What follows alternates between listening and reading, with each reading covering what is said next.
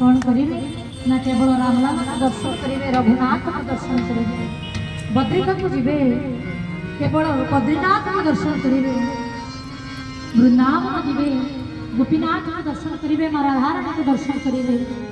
रामेश्वर जीवे रामनाथ को दर्शन करिवे जो मंदिर को आपण माने जीवे ना पृथ्वी पृष्ठ जो मंदिर को जीवे केवल गोटे ठाकुर को आपण माने दर्शन करिवे किंतु श्रीक्षेत्र में श्री पुरुषोत्तम धाम महाप्रभु विराजित ही रही अछंती।